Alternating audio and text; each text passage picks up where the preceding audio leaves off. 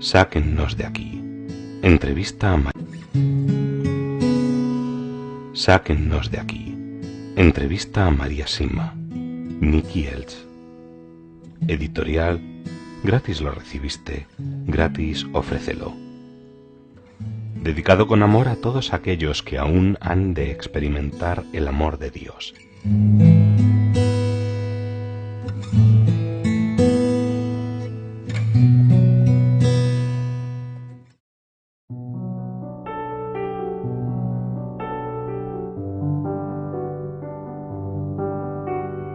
Algunas personas dicen que como Jesús repartió el pan en las manos de sus discípulos en la última cena, entonces es correcto que el sacerdote actúe igual hoy en día. ¿Qué podría decir usted al respecto? No es verdad. A Anna Catalina Emmerich y a Teresa Neumann, probablemente las dos místicas alemanas más grandes que hayan existido, se les permitió a ambas ver la última cena, y en ambos casos Jesús repartió el pan consagrado en las bocas de sus apóstoles. Y, por favor, comprenda ahora y confíe. No soy yo la única que dice esto.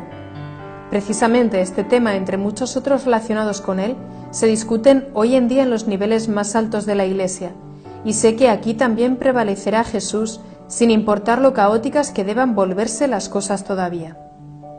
Pero déjeme que le diga, lo que le fue revelado a la beata Anna Catalina Emmerich fue también una revelación privada.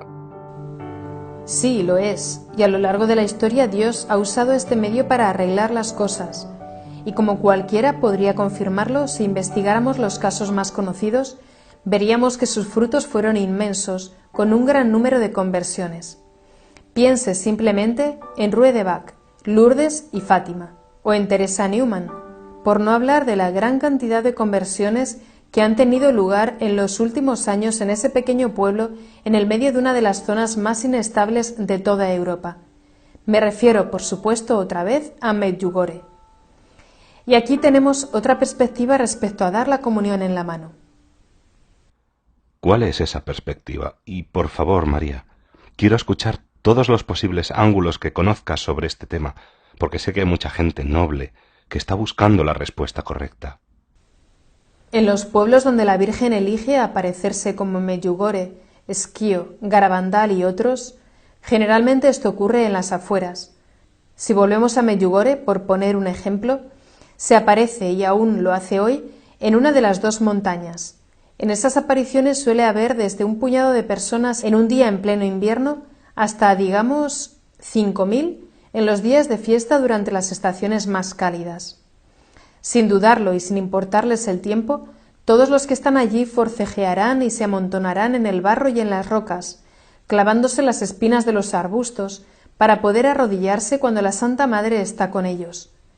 Arrodillarse es algo natural para todos y debería serlo, pero solamente 2 o 3 horas antes, abajo en la iglesia, mientras están recibiendo al mismo Jesús en la Sagrada Eucaristía, casi todos se quedan de pie, orgullosos como soldados. ¿Esto es lo que nuestra Madre quiere de nosotros? ¿Que nos arrodillemos delante de ella y no de su divino Hijo? No, no es así. Por favor, que la buena gente escuche y siga su propia conciencia y no se comporten de otro modo simplemente porque otros lo hagan. Y para que usted lo vea, se me ocurre otro hecho que contarle.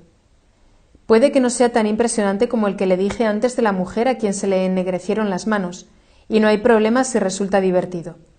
Pero ciertamente para mí es igual de convincente que cualquier otra historia.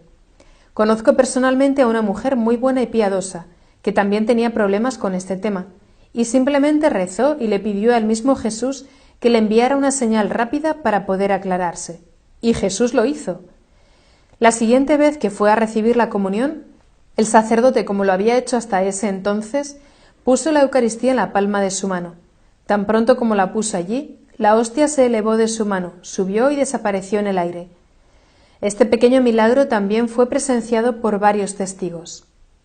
María, lo que dice es muy convincente.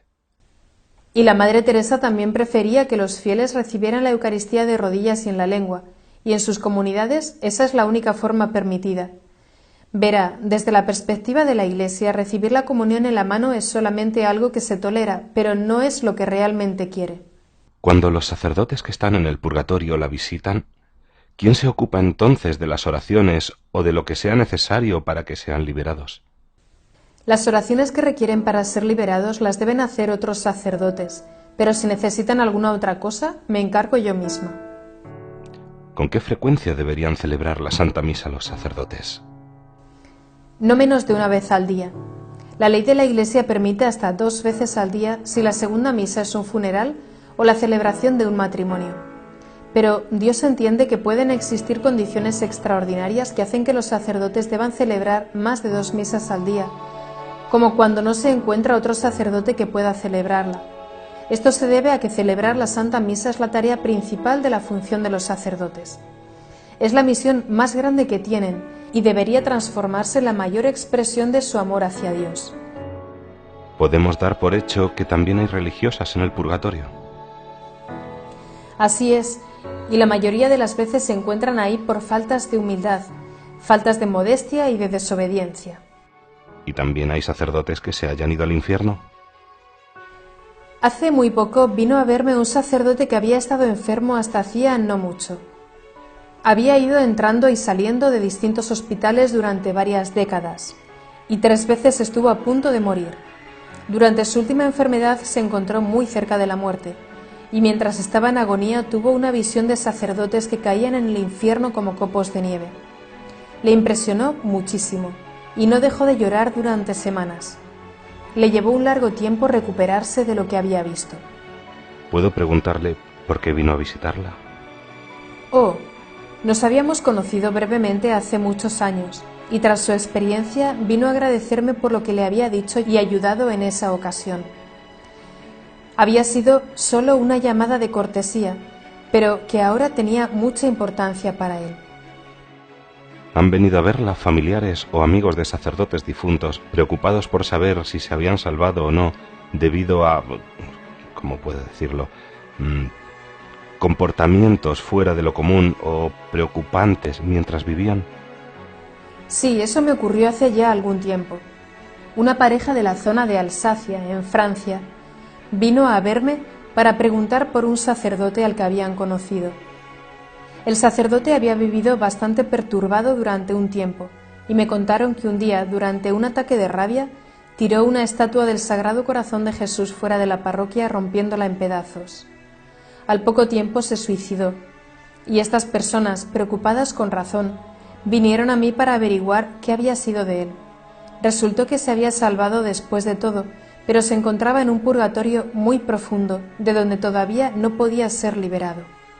Muchas personas dicen que los sacerdotes están desinformados de lo que pasa en el mundo. ¿Qué piensa al respecto? Me parece que se trata de críticas sin sentido, de gente orgullosa.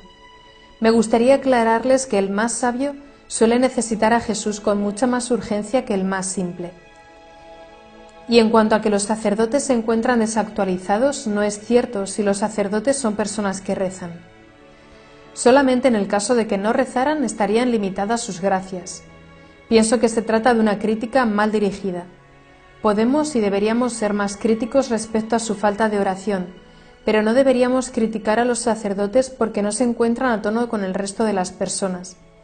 Todos compartimos la experiencia humana y por lo tanto pecadora, y buscar o escuchar a un profesor en psicología, filosofía o lo que sea no va a cambiarlo. A lo sumo podríamos decir que los sacerdotes modernos se encuentran lejos de Jesús, pero no lejos de los hombres. ¿Cuántos sacerdotes y obispos pudo usted enviar al cielo desde la época del Vaticano II hasta ahora con sus oraciones, con sus misas y su sufrimiento? Bueno, no puedo decirlo con exactitud, pero estoy segura de que fueron entre 40 y 50.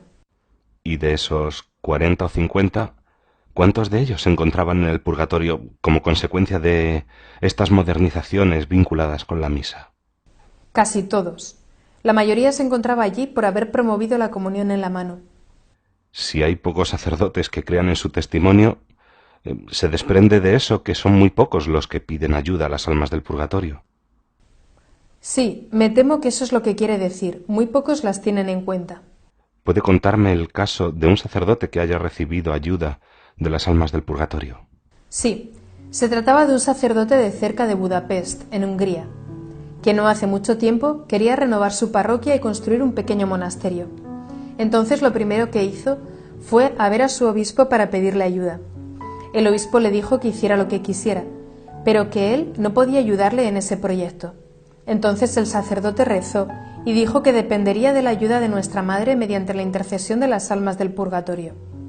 Poco tiempo después vino a verme y accedí rápidamente a ir con él a su parroquia y a otras de la zona para hablar del tema. A las 2 semanas de volver de aquel viaje, el sacerdote recibió $100.000 para su parroquia y para la construcción del monasterio. Las almas del purgatorio le respondieron rápidamente. Eso es tener suerte.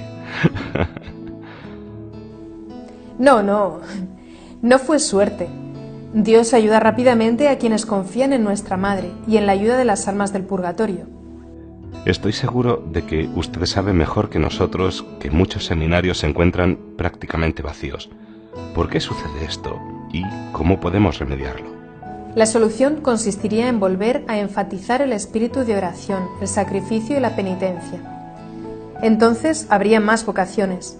Las almas que se sienten llamadas a servir a Dios de esta manera saben claramente que su camino es la oración y que cuando no se alimenta la oración, ¿para qué existen entonces los seminarios? Si hubiera más oración, habría entonces un mayor número de vocaciones y así, cambiando un poco el tema, no sería necesario permitir que laicos con las manos sin consagrar distribuyeran la Sagrada Eucaristía. Si se fomentara la oración en los seminarios, todos fortalecerían su vida de fe y Satanás encontraría una distancia mucho mayor. Ha puesto mucho énfasis en el hecho de confiar en la Virgen María para que nos conduzca a Jesús. ¿Nota alguna diferencia entre los sacerdotes marianos y aquellos que se han vuelto, como usted dice, modernos y han dejado de lado a la Virgen? Oh, sí. Puedo distinguir a un sacerdote mariano con facilidad. Son mucho más gentiles, humildes, penitentes, cariñosos y protectores.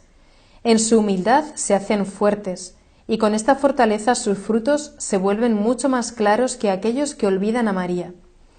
Los sacerdotes marianos tienen también mucho menos problema con el celibato. Y apoyados en nuestra Madre, podría decirse que viven las enormes gracias que acompañan este don. Nuestra Madre, si la ayudamos, aplasta la cabeza de Satanás. Y no se trata de un mero simbolismo, es un hecho. Satanás huye de la Virgen y de sus sacerdotes.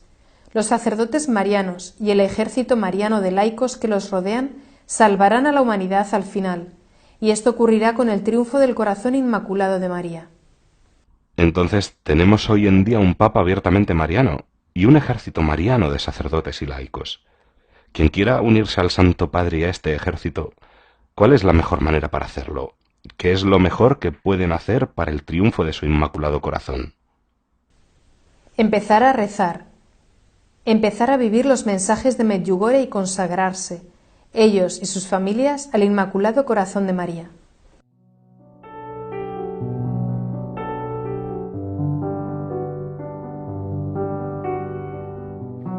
Las iglesias.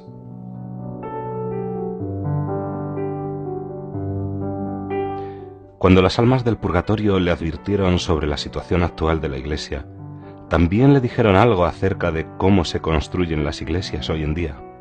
Sí, también me han hablado de esto. Mucho de lo que asociaríamos con las iglesias modernas les molesta mucho. Las iglesias son solo para rezar y para encontrarse con Jesús y con María. Las almas del purgatorio dicen que en las parroquias no debería haber equipos sofisticados, ricas alfombras, ni nada destinado a que sea todo más cómodo, como un recibidor lujoso. Las iglesias están destinadas para que tú y Jesús os encontréis a solas. Los elementos meramente decorativos deberían desaparecer porque distraen. Y las almas también han mencionado que les horroriza gran parte del llamado arte moderno, y la mayoría es realmente horrible, sin mencionar que es históricamente incorrecto. Y también debería darse nuevamente a María un lugar más importante. Pero más importante que nada, sin embargo, es que los tabernáculos deben siempre estar en el centro de la iglesia y no apartados en un lateral o en otra capilla. Únicamente en el centro. Si no damos a Jesús el centro de todo, entonces lo dejaremos también a Él pronto de lado. Y entonces nos quedaríamos meramente con un segundo ayuntamiento. Créame, cada vez que alguien mira el tabernáculo con amor, Jesús eleva más alto el lugar que ocupará en el cielo. Por otro lado, los sacerdotes deberían también volver a usar el púlpito. Hacerles descender al nivel de la comunidad fue otro de los logros de Satanás. Arriba en el púlpito ganan mucho más respeto. No deberían organizarse actos sociales en las iglesias, solamente los sagrados. Deberían volver a estar presentes las imágenes de los santos, al menos San José, el arcángel San Miguel y el santo por el cual se erigió la iglesia. Y ya he mencionado los reclinatorios para comulgar. Todo esto que falta y todo lo que se ha añadido en las últimas décadas en aras de la comodidad nos separa de Jesús y por lo tanto alegra mucho al diablo. Me han comentado que en algunas parroquias se sirve café, se lleva a los animales en el regazo, se colocan televisores. Y yo he visto parroquias sin agua bendita en las puertas y sin reclinatorios. Nada de esto es bueno, ni tiene que ver con la voluntad de Jesús. Entonces, las almas del purgatorio no están contentas con las llamadas iglesias modernas, ¿verdad? No es así. He visto varias iglesias modernas en donde todo estaba bien. Una, por ejemplo, en Lienz, en el Tirol. Es muy moderna, pero allí se reza mucho y está bien construida. Así que lo feo, los lugares donde no se reza o sin imágenes, no necesariamente equivale a moderno, pero lo moderno la mayoría de las veces es feo, incompleto y no lleva a la oración. ¿Qué me dice de las funciones sagradas que las iglesias modernas pueden haber olvidado? Sí, eso también. Las almas del purgatorio me han dicho que echan de menos las procesiones, que son como pequeñas peregrinaciones. Esas procesiones por nuestra Madre o por los santos eran una parte integral de la vida espiritual de antes. Si organizamos desfiles de equipos deportivos y de políticos, ¿por qué entonces ya no llevamos a cabo procesiones por Jesús, su Madre y los santos? En las procesiones el mundo entra en contacto con Jesús y sus santos. Así debería ser, y no al revés, cuando tantas veces y tan frecuentemente llevamos el mundo a la casa de Jesús.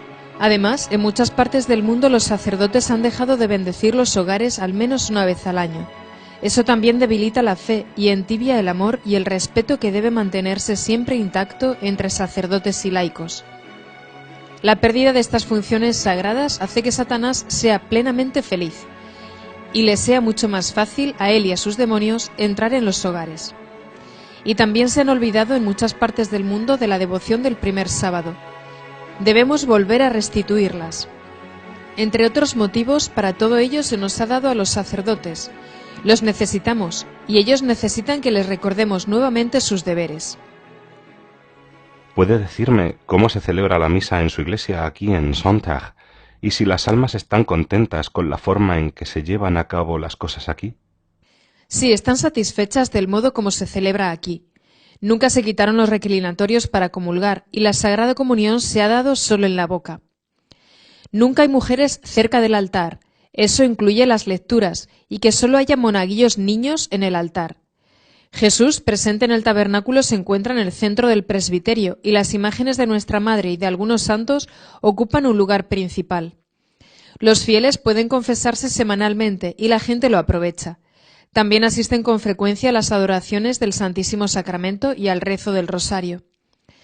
Todos los niños se sientan en los primeros bancos durante toda la misa. Allí los tengo hasta que los adultos ya se han retirado de la parroquia. Esto es solo para mantener el orden y el silencio y para evitar que corran y anden esquivando las piernas de los mayores.